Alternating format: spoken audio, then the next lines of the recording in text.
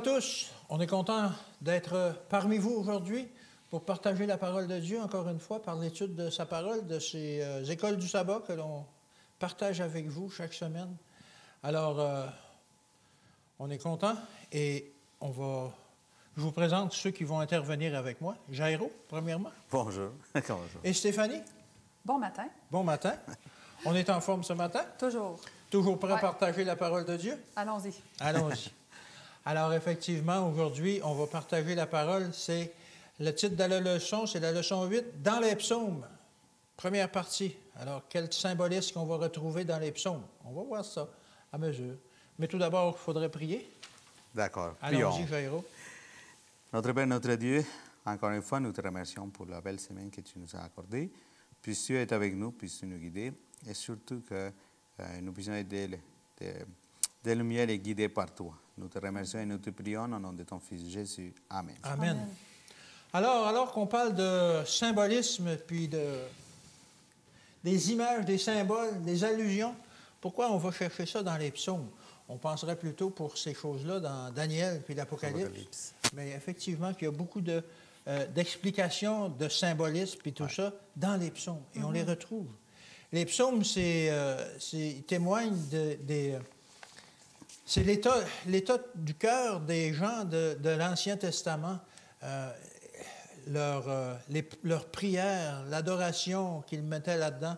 Il y a des poètes, il y a des peuples qui chantent les louanges de Dieu dans ça, du Créateur et du Sauveur, mais souvent ils prient même. C'est des psaumes qui sont des prières. Ils crient vers le Seigneur et ils aspirent à son jugement, à son pardon, etc.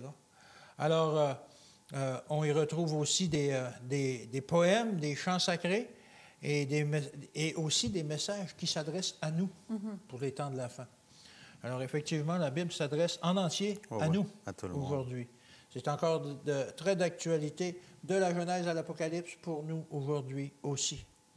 Alors, on aspire aussi, comme eux, à ce moment-là, on aspire à la paix. Dans un monde de guerre, un monde qui est bouleversé, un monde qui est en ébullition. On le voit aujourd'hui, c'est incroyable, la façon dont le monde est en train de se transformer rapidement. On pense à la politique, on pense à toutes sortes de choses. On nommera pas des pays ou quoi que ce soit, mais on voit justement qu'il y a une ébullition en Amérique, en Europe, en Asie, etc., etc. Et ça change rapidement aussi. Et ça change très rapidement. Ouais. Ça s'est produit en quelques mois. Ça se produit en quelques mois.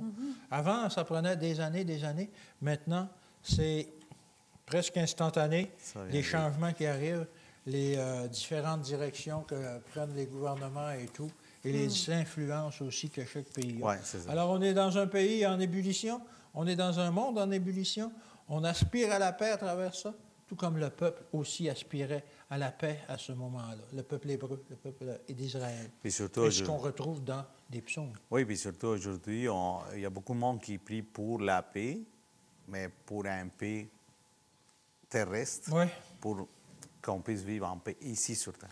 Malheureusement ou heureusement, nous, on sait que la paix va passer par des grands bouleversements. Ouais. Et c'est ce qu'on voit aujourd'hui. Je pense que ce qu'on vit aujourd'hui, c'est vraiment un signe qu'on s'en va vers cette paix, mais à travers des bouleversements et des gros problèmes.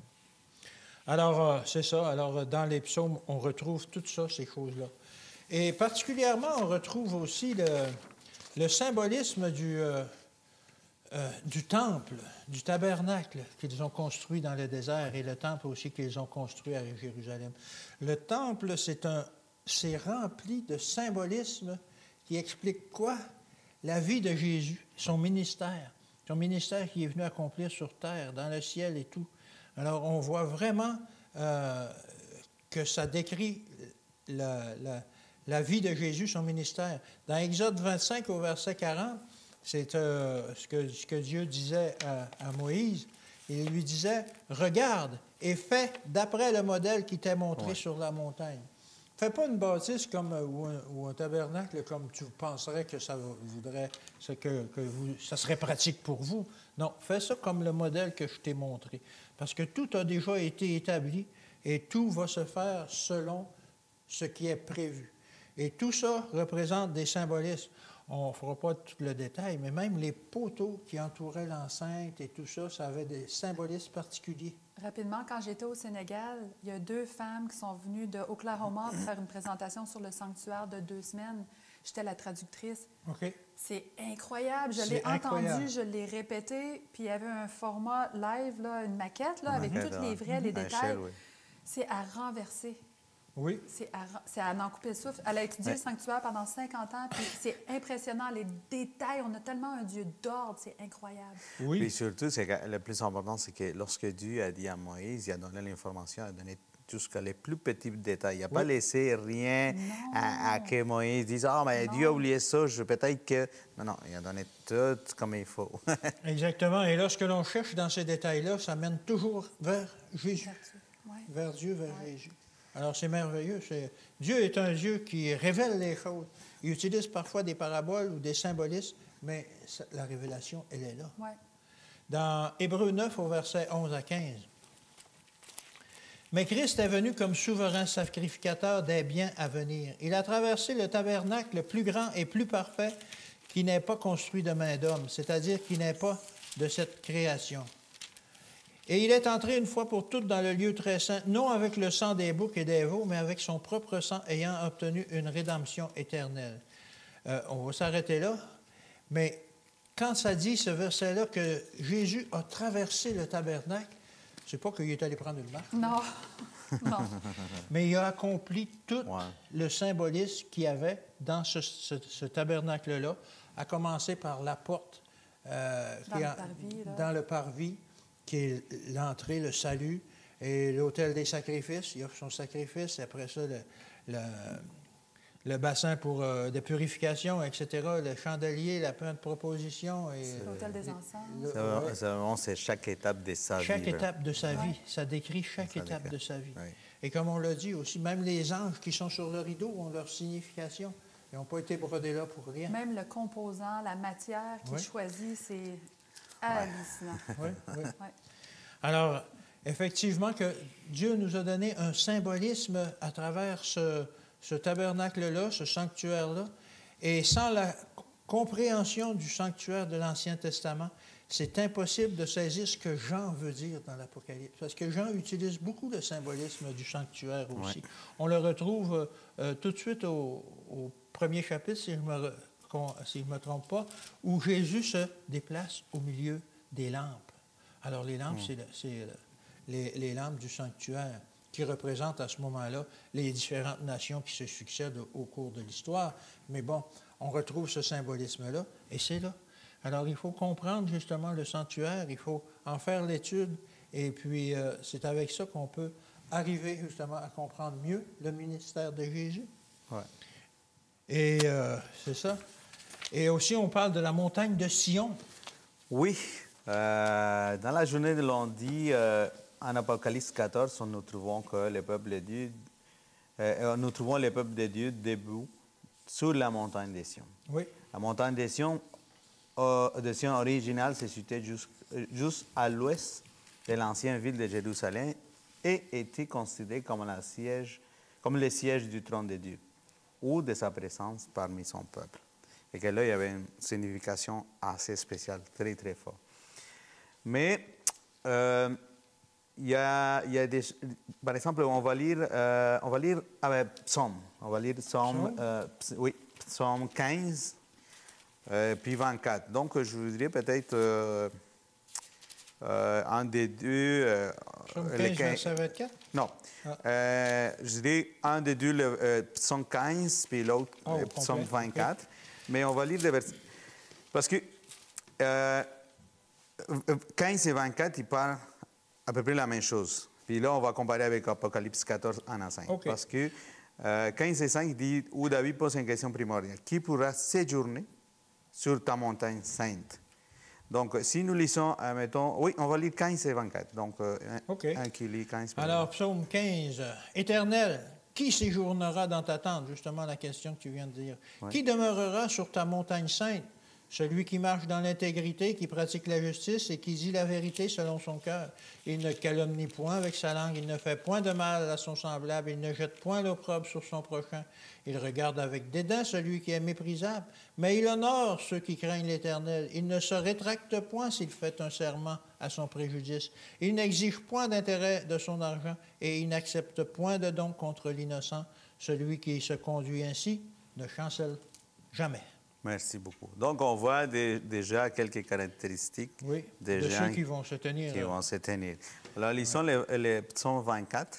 À l'Éternel, la terre et ce qu'elle renferme, le monde et ceux qui l'habitent. Car il l'a fondée sur les mers et affermi sur les fleuves. Qui pourra monter à la montagne de l'Éternel? Qui s'élèvera jusqu'à son saint lieu? Celui qui a les mains innocentes et le cœur pur, celui qui ne livre pas son âme au mensonge et qui ne jure pas pour tromper. Il obtiendra la bénédiction de l'Éternel, la miséricorde du Dieu de son salut. Voilà le partage de la génération qui l'invoque, de ceux qui cherchent ta face, Dieu de Jacob. Porte, élevez vos linteaux, élevez-vous, porte éternelle, que le roi de gloire fasse son entrée. Qui est ce roi de gloire? L'Éternel fort et puissant, l'Éternel puissant dans les combats. Porte, élevez vos linteaux, élevez-les, porte éternelle, que le roi de gloire fasse son entrée. Qui donc est ce roi de gloire? L'Éternel des armées, voilà le roi de gloire. Amen. Nous voyons déjà qu'il y a des choses semblables entre les deux. Oui. Puis si nous voyons... C'est peut-être hors sujet, mais moi, ce qui m'impressionne, c'est quand il dit « porte, élevez vos linteaux ». Hey, c'est ça. Ils n'ont pas été faits assez grandement, tellement Dieu est grand. Ouais. Il faut faire de la place pour l'entrée. Bon, Mais bon, c'est- c'était une parenthèse. Et puis, maintenant, on va lire Apocalypse 14, surtout le verset 1. Apocalypse 14, verset 1, qu'est-ce que ça dit? Apocalypse 14, verset 1, jusqu'à... Juste un instant. Oui, jusqu'à le verset 5. Je regardais et voici, l'agneau se tenait sur la montagne de Sion, et avec lui 144 000 personnes qui avaient son nom et le nom de son Père écrit sur leur front. J'entendis du ciel une voix, comme un bruit de grosses eaux, comme le bruit d'un grand tonnerre, et la voix que j'entendis était comme celle des joueurs de harpe, jouant de la harpe. Ils chantaient un cantique nouveau devant le trône et devant les 4 êtres vivants et les vieillards, et personne ne pouvait apprendre le cantique si ce n'est les 144 000 qui avaient été rachetés de la terre. Ce sont ceux qui ne se sont pas souillés avec des femmes, car ils sont vierges et suivent l'agneau partout où il va. Ils ont été rachetés d'entre les hommes comme les prémices pour Dieu et pour l'agneau. Et dans leur bouche, il ne s'est point trouvé de mensonge, car ils sont irréprochables. Est-ce que nous voyons des choses semblables Oui, aux autres c'est qu'on ça. a? Ceux qui sont là, qui chantent les gloires de Dieu pour le salut qui leur a été accordé, ils sont irréprochables. Ils n'ont pas trouvé de On mensonge. parle des gens qui... C'est des gens... On ne parle pas des c'est pas des gens qui ne sont pas d'ici du monde, sur le monde extraterrestre, n'importe quoi. Des surhommes ou c'est quelque des gens d'ici qui sont C'est sur des la gens terre, d'ici qui sont là. qui sont fidèles puis qui ont des caractéristiques spéciales, Oui. surtout qui sont fidèles à Dieu en tout temps. C'est là que moi, je me pose la question, puis ça, c'est une question que je me pose à tous les jours. Est-ce que moi, je fais partie de ces 144 000, comme on dit ici? Oui. Est-ce que je voudrais faire partie de ces 144 000?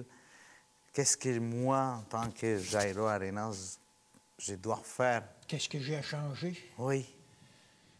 C'est quoi que j'ai besoin que Dieu change en moi? C'est ça. C'est ça le secret. C'est ça que Dieu change en moi. En moi. Parce que des fois, on peut dire, ah, je vais changer par moi-même, mais ça ne dure pas longtemps. Non. Ça ne dure pas longtemps. C'est ça. Donc, nous voyons qu'il y a une exigence quand même assez élevée pour des simples pêcheurs comme nous. Aussi, nous voyons, par exemple, en lisant un premier épître de Jean, chapitre 1, 8. 1 Jean 1, 8. Qu'est-ce que ça dit là? Ah, bien ça, c'est très révélateur. Si nous disons que nous n'avons pas péché, pas de péché, nous nous séduisons nous-mêmes et la vérité n'est point en nous. Wow. Ça montre qu'il faut... C'est un travail de changement constant. Ouais. Vraiment d'accepter que nous sommes Oui. de nature pécheresse, Oui. que nous ne sommes pas parfaits. Mais nous, en tant qu'êtres humains, qu'est-ce qu'on fait? On se compare avec mon voisin. Ben oui, puis on est bien C'est meilleur que lui. lui, hein. Seigneur, l'autre, il est pire que moi, je suis correct, moi. Au lieu de dire, Seigneur, moi, je suis un pécheur, change-moi, je me compare avec l'autre. Ça fait une chose que ce n'est pas l'idéal, ce n'est pas vraiment qu'est-ce que Dieu veut de nous. Non. Mais il veut qu'on se compare. Mais avec lui. Avec C'est ça. lui, mais on ne le fait pas parce qu'on ne se compare jamais avec le meilleur. On se compare toujours avec celui qui est... Qui est moins que nous. Oui, exactement. Ben oui. Donc, nous ne pouvons pas arriver à une autre conclusion que celle selon laquelle c'est l'agneau qui nous permet de nous tenir sur Sion, est vraiment fidèle jusqu'à la fin. Et nous puissions aussi lire Hébreux 10, versets 19 et 20, pour finir.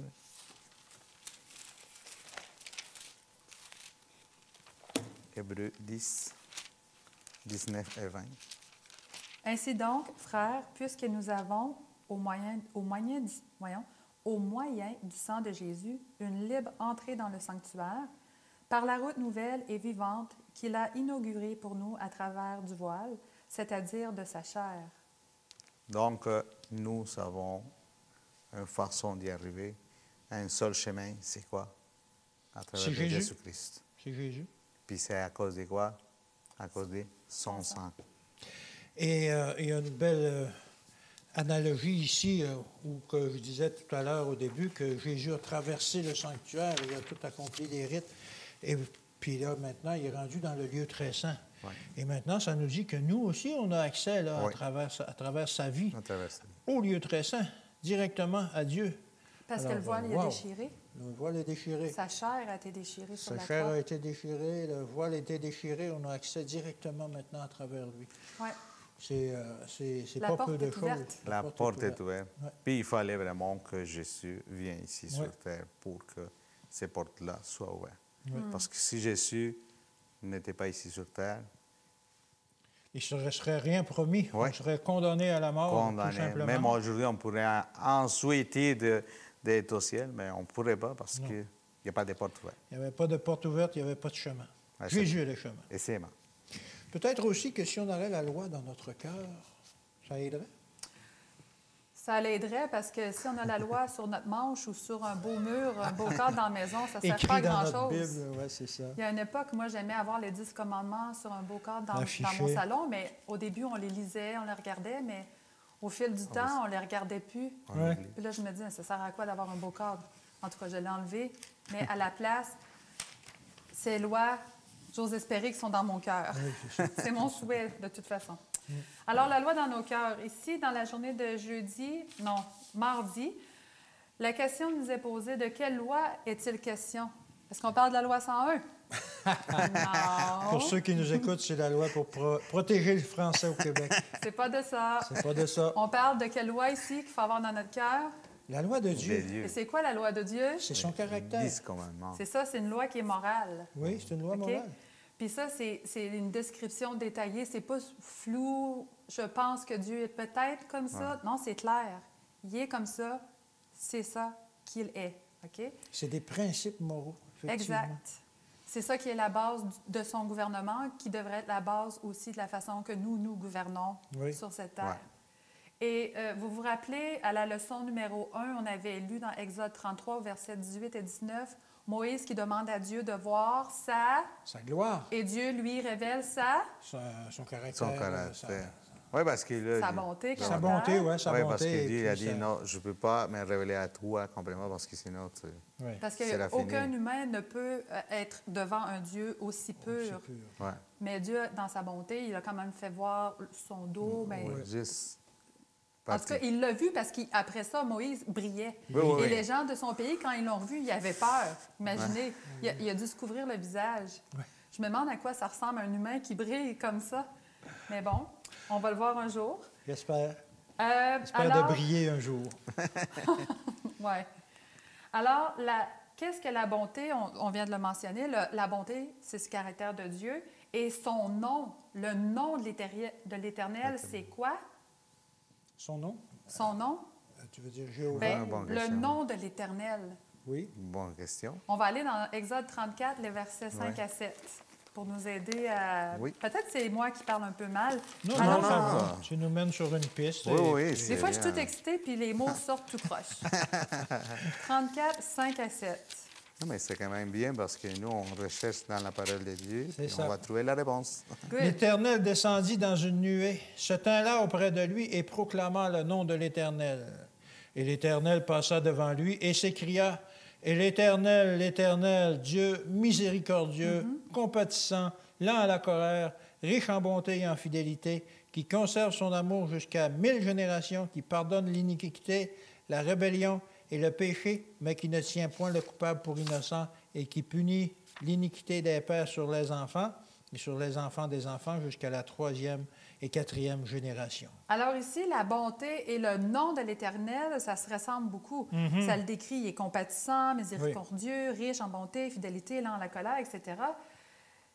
Il y a une citation qu'on trouve dans « Heureux ceux qui Oui. » à la page 26, que je dois absolument vous lire. « Il est, Jésus, la source de toute miséricorde. Il s'appelle miséricordieux et compatissant. Il ne nous traite pas selon nos péchés et ne nous demande pas d'être dignes de son amour, mais il nous comble de ses largesses pour que nous le devenions.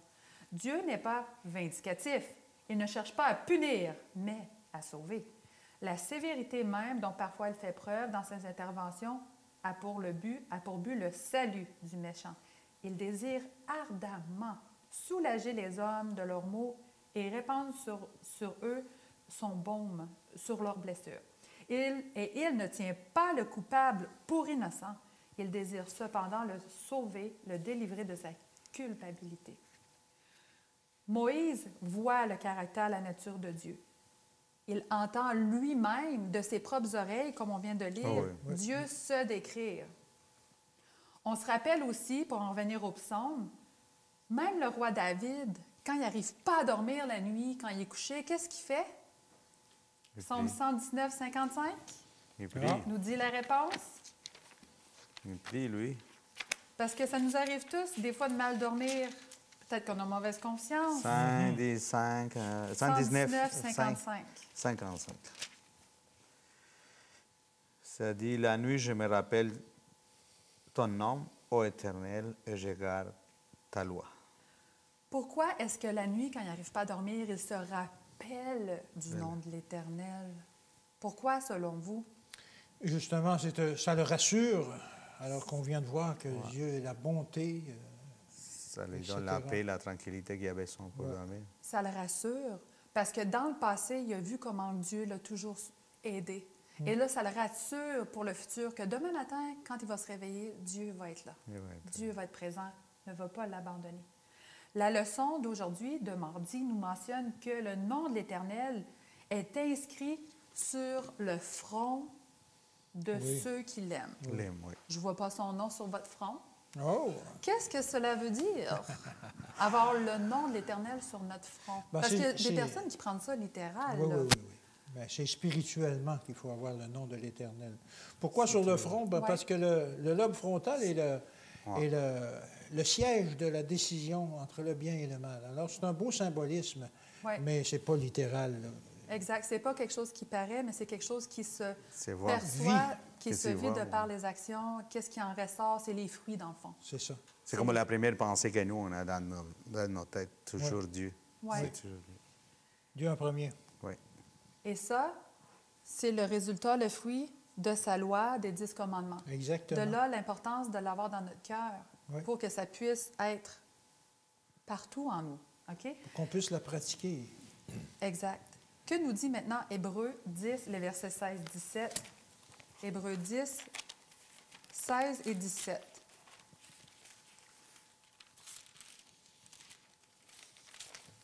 Voici l'alliance que je ferai avec eux. Après ces jours, dit le Seigneur, je mettrai mes lois dans leur cœur et je les écrirai dans leur esprit. Il ajoute, et je ne me souviendrai plus de leurs péchés ni de leur iniquité. Les paroles que tu viens de lire, Alain, ils font vraiment écho aux mêmes paroles qui sont écrites dans Hébreux 8, les versets 10 à 12. Il y a une raison pour ça. Au mont Sinaï, Dieu, quand c'est important, il se répète. Hein? Oui, oui, Il l'a oui. dit au chapitre 8, là, il le répète encore au chapitre 10, parce qu'il veut qu'on comprenne que ces lois, oui, il les a écrites sur... De Table pierre, de pierre. ouais, Avec son doigt. Son doigt, oui. Moi, j'ai jamais rien écrit sur de la pierre avec mon doigt. Même si j'essaye, mon doigt va casser bien avant. là. Ça dure les ongles. Alors, il veut ultimement qu'on comprenne que les lois, ces lois-là qui sont éternelles, tu dois les avoir dans ton cœur. Et puis, c'est pas quelque chose pour bien paraître, mais c'est quelque chose pour devenir. Ézéchiel 36, 26 nous le confirme. Je mettrai en vous un cœur, Nouveau. c'est ça, un cœur de chair. Ouais. Je vais le lire. Je vous donnerai un cœur nouveau et je mettrai en vous un esprit nouveau. J'ôterai de votre corps le cœur de pierre et je vous donnerai un cœur de chair. Mais c'est pas tout. Il ne fait pas juste seulement transformer notre cœur pour qu'on puisse avoir son caractère cohabiter en nous, mais il nous donne un 2 pour 1. Ah oui, c'est Qu'est-ce bien, qu'il ça. fait en plus de nous donner un nouveau cœur? Il nous change. Non, C'est mais gagnant, ouais, non, ça. c'est pas ça que je recherche. OK. Il nous pardonne. Ah, Puis non seulement il nous pardonne, mais il oublie même nos fautes. Il y a un verset que je n'ai pas écrit. Il nous pardonne, il tire nos péchés dans l'océan, puis il ne s'en rappelle plus. Au fond de l'océan. c'est ça. C'est un 2 pour Il 1. les oublie. Il nous donne une nouvelle vie, une nouvelle façon de vivre, d'agir, et il nous pardonne et il oublie. Il recommence à neuf, dans le présentement. L'éternité commence aujourd'hui. Exactement. Alors, l'offre de 2 pour 1 n'est pas éternelle. Profitez-en pendant qu'elle est toujours valide. J'ai fait mon annonce. C'est ça. Et puis, effectivement, je reviens sur Hébreux 10. Voici l'alliance que je ferai avec eux. Après ces jours-là, dit le Seigneur, je mettrai mes lois dans leur cœur Ouais. et je les écrirai dans leurs esprits. Sur leur front. Sur le front, c'est ça. Ouais. Alors, effectivement, et ça le dit aussi dans l'autre verset que tu as mentionné. Alors, effectivement, la loi de Dieu est ce qui nous permet de nous transformer. Mais ce que je veux dire par là, c'est un miroir, comme le dit la Bible aussi, pour montrer à quel point on en est. Oui. Est-ce qu'on a encore bien des taches dans le visage ou quoi que ce soit? Est-ce qu'on a encore des choses à transformer? Parce que, justement, le miroir, c'est Jésus. Et c'est vers lui qu'on doit se comparer, comme on le mentionnait. Et puis, c'est ça. Et dans le psaume 5, qu'est-ce qu'on en retrouve? C'est sûr que lorsqu'on voit les titres Psaume 5 Oui. dans un sujet qui parle d'allusion, immense et symbole, c'est pas la question, Psaume C'est 5. rare. Qu'est-ce que c'est ça? Qu'est-ce Ouais, que ça vient c'est faire, là? Alors, on voit que les Psaume 5, ça nous parle vraiment quand même de on va parler surtout de la comparaison sur ceux qui font les biens et puis ceux qui font les mal. Donc, dans Psaume 5, David établit un contraste marqué entre ceux qui sont perdus et ceux qui sont rachetés. Pour développer la journée de mercredi, il faut qu'on lise, on va lire Psaume 5, versets 4 à 11. Psaume 5, versets 4 à 11, qu'est-ce que ça nous dit? Ça dit ceci. Éternel, le matin tu entends ma voix. Le matin je me tourne vers toi et je regarde. Car tu n'es point un Dieu qui prenne plaisir au mal. Le méchant n'a pas sa demeure auprès de toi. Les insensés ne subsistent pas devant tes yeux. Tu haïs tous ceux qui commettent l'iniquité. Tu fais périr les menteurs. L'Éternel abhorre les hommes de sang et de fraude. Mais moi, par ta grande miséricorde, je vais à ta maison. Je me prosterne dans ton saint temple avec crainte. Éternel, conduis-moi dans ta justice à cause de mes ennemis. Aplanis ta voix sous mes pas. Car il n'y a point de sincérité dans leur bouche. Leur cœur est rempli de malice. Leur gosier est un sépulcre ouvert. Et ils ont sur la langue des paroles flatteuses. Frappe-les comme les coupables. Ô Dieu, que leur dessein amène leur chute. Précipite-les à cause de leurs péchés sans nombre, car ils se révoltent contre toi. C'est une façon spéciale, comme on finit David ici. Il souhaite comme Du mal. du mal. Souhaite du mal. Mais on parle de ceux qui n'aiment pas Dieu. C'est des gens qui ne sont pas fidèles à Dieu. Oui, oui. Mais pour comparer, on va lire Apocalypse 14, 6 à 11. Apocalypse 14, 6 à 11. On va aller voir qu'est-ce que ça nous dit Apocalypse 14, 6 à 11. Je vis un autre ange qui volait par le milieu du ciel, ayant un évangile éternel pour l'annoncer aux habitants de la terre, à toute nation, à toute tribu, à toute langue et à tout peuple. Il disait d'une voix forte, « Craignez Dieu et donnez-lui gloire, car l'heure de son jugement est venue, et adorez celui qui a fait le ciel et la terre et la mer et les sources d'eau. » Et un autre, un second ange, suivit et disant, « Elle est tombée, Babylone la grande, qui a abreuvé toutes les nations du vin de la fureur de son impudicité. » Et un autre, un troisième ange, le suivit en disant d'une voix forte, « Si quelqu'un adore la bête et son image et reçoit une marque sur son front ou sur sa main, il boira lui aussi du vin de la fureur de Dieu, versé sans mélange dans la coupe de sa colère, et il sera tourmenté dans le feu et le soufre devant les saints anges et devant l'agneau. Et la fumée de leur tourment monte au siècle des siècles, et ils n'ont ni repos, ni jour et nuit. Ceux qui adorent la bête et son image, et quiconque reçoit la marque de son nom. » Donc, nous voyons dans Psaume 5 qu'est-ce que ceux qui font le méchant, c'est Ouais. ceux qui, comme la façon qu'ils sont.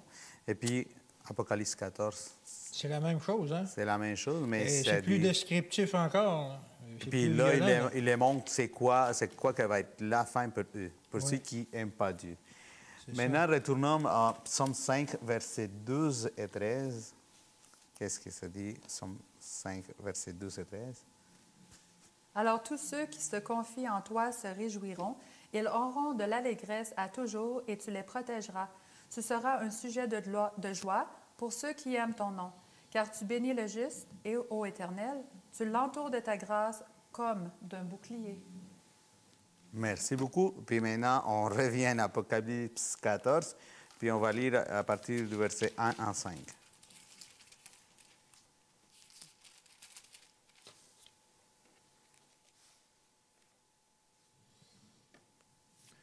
Je regardais et voici, l'agneau se tenait sur la montagne de Sion, et avec lui 144 000 personnes qui avaient son nom et le nom de son Père écrit sur leur front. Excusez-moi, monsieur Alain. On va arrêter là, on va laisser le verset 1, puis on va continuer verset 12 et 13. 12 et 13? Oui, même chapitre, s'il te plaît. OK. C'est ici la persévérance des saints qui gardent les commandements de Dieu et la foi de Jésus. Et j'entendis du ciel une voix qui disait, « Écris, heureux dès à présent les morts qui meurent dans le Seigneur, oui, dit l'Esprit, afin qu'ils se reposent de leurs travaux, car leurs œuvres les suivent. » Donc, qu'est-ce que nous voyons au psaume 5, verset 12 et 13, il parle de ceux qui sont fidèles à Dieu, qui gardent le commandement, puis tout ça, ils vont être protégés, ils vont être bénis par Dieu. Puis ici, c'est la même chose, au verset 1, Apocalypse 14, verset 1, ça parle de 144 000, ceux qui sont fidèles. Puis verset 12 et 13, ça nous parle de qu'est-ce qui va se passer avec eux. Donc, nous voyons une grande différence. Et puis, ce n'est pas pour faire peur aux gens de dire, OK, je ne voudrais pas vraiment mourir, donc je vais vraiment suivre la... C'est pas ça. Dieu ne veut pas que nous soyons que nous soyons des chrétiens, si on peut dire de même, ou que nous les suivons par peur. Ah, j'ai peur de mourir. Non, il ne veut pas faire ça. Il veut que nous vraiment le aimons, puis que nous le suivons parce que nous voulons vraiment être avec lui. Parce que c'est comme c'est un mariage, lorsque il y a les couples, et puis il y a un des deux, par exemple, les maris frappent la madame, mais la madame, il ne dit rien parce qu'il a peur que lui va le tuer. Ouais. C'est pas ça, l'amour, c'est pas ça que ça fonctionne avec Dieu. Il faut vraiment que ce soit vraiment une décision de Dieu pour s'aimer. Dieu est toujours là, Dieu nous attend, mais nous, on doit vouloir l'aimer, vouloir rester avec lui, parce que on ne va pas juste avoir une vie éternelle, c'est pour notre bien, notre bien-être. Oui, c'est ça. C'est ça. Alors, une fois que le nom de Dieu est inscrit dans notre cœur, il est difficile de rester silencieux. Ça, c'est très important. Ouais. Ça, c'est très important. Alors, le peuple de Dieu délivre une ultime offre de miséricorde avec une voix forte. Ça, c'est vraiment Apocalypse 14, 7. Puis, Psaume 5, 12, comme on l'a déjà lu, « Alors tous ceux qui se confient en toi se réjouiront, ils seront de l'allégresse à toujours, et tu les protégeras. Tu seras un sujet de joie pour ceux qui aiment ton nom. » Puis, ça, il y a une chose importante. Moi, je suis en train de lire un livre que moi, ça me touche. Même si on connaît tous l'histoire de Joseph. Dieu ne nous dit pas que si nous faisons ce que Dieu veut, il ne nous dit pas que nous allons avoir une vie sans problème. Ah, non, non. Il ne nous dit jamais ça. Il nous dit le contraire, hein? Ouais, Il nous c'est dit. ça. Mais alors, c'est pour cela qu'ici, comme ils disent, Psaume 5.2, ça dit « Alors tous ceux qui se confient en toi se réjouiront et auront de l'allégresse à toujours, et tu les protégeras, et tu seras un sujet de joie pour ceux qui aiment ton nom. » C'est-à-dire aussi, parce que dans ce livre-là, c'est très bon, même dans les malheurs, si on peut dire de même, on va être joyeux. Il y a du bien qui va en On sortir. va C'est vrai, toujours c'est avoir vrai. une pensée à Dieu. C'est vrai. Même s'il arrive n'importe quoi, qu'est-ce Oui. qui s'est passé avec Job? Oui. Il a perdu ses enfants, il a perdu toutes ses affaires. Il y avait quand même la sérénité. Il était tranquille. Puis il confiait à Dieu. Mais ça ne veut pas dire que c'était non plus facile Ah, ben non. d'être comme ça, là. Non, Ouais. non, pas du tout. Non, pas évident. Il ne faut pas se décourager, nous aussi, quand on dit « Ah, je ne suis pas comme Job, je ne suis pas en paix, puis je viens de perdre mon mari. Ouais. C'est normal d'avoir des émotions, Ben oui. mais il faut juste pas s'effondrer. Il faut juste pas S'enfoncer. davantage. Ouais. Exact. Et puis, il y a une chose très importante que moi j'ai trouvée dans les livres que je suis en train de lire. Il y a une question très importante. C'est parce que Dieu a montré à Joseph où est-ce qu'il voulait que Joseph aille, qu'il soit comme un roi, qu'il soit vraiment Il y avait eu des loué. rêves. Oui. Des rêves, il a montré ça, mais il n'a pas, Ouais. pas montré les cheminements. Il n'a pas montré les cheminements. Puis là, c'est il y a une vrai. question très intéressante que moi, ça m'étonnait, puis c'est vrai. Il dit, est-ce que si Dieu lui avait montré à Joseph Ouais. tous les parcours qu'il fallait qu'il fasse pour y arriver, est-ce que Joseph, lorsque son père il l'a envoyé voir ses frères, il avait dit, « Ah ouais, j'y vais?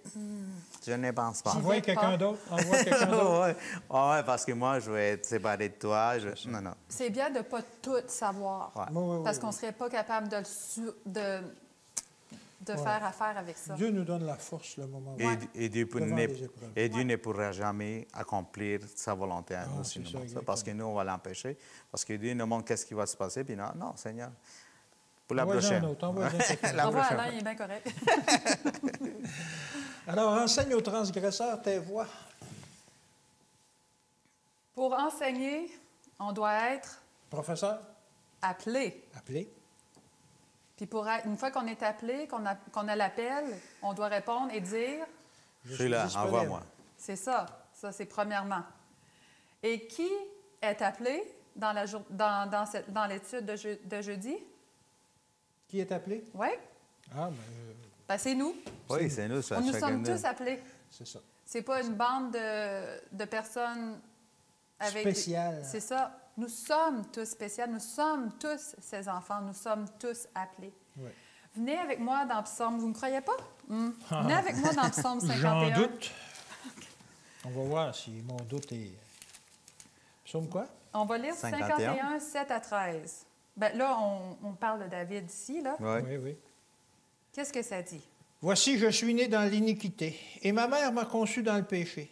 Mais tu veux que la vérité soit au fond du cœur. Fais donc pénétrer la sagesse au-dedans de moi. Purifie-moi avec l'hysope et je serai pur. Lave-moi et je serai plus blanc que neige. Annonce-moi l'allégresse et la joie, et les os que tu as brisés se réjouiront. Détourne ton regard de mes péchés, efface toutes mes iniquités. Ô Dieu, crée en moi un cœur pur, renouvelle en moi un esprit bien disposé. Ne me rejette pas loin de ta face, ne me retire pas ton Saint-Esprit. Ici, on voit David qui est en train de prier Dieu et qui lui demande quoi? De lui De lui pardonner. Oui. de lui pardonner et de le blanchir plus blanc que la neige. C'est ça. La neige, c'est déjà assez blanc, merci. Quand c'est plein de neige dehors puis que le soleil brille, il faut souvent Oui. mettre des lunettes de soleil. Puis on en connaît ça ici. Oui, ça fait mal aux yeux. Même avec des lunettes de soleil, je trouve que c'est encore brillant. Oui. Alors imaginez être plus blanc que la neige. Je me demandais à quel point ça devait être blanc. Mais c'est ça, il demande à Dieu de le blanchir, de le pardonner. Et Dieu, au verset 15, David demande à Dieu de lui pardonner Et Ouais. lui, en retour, promet quelque chose à Dieu.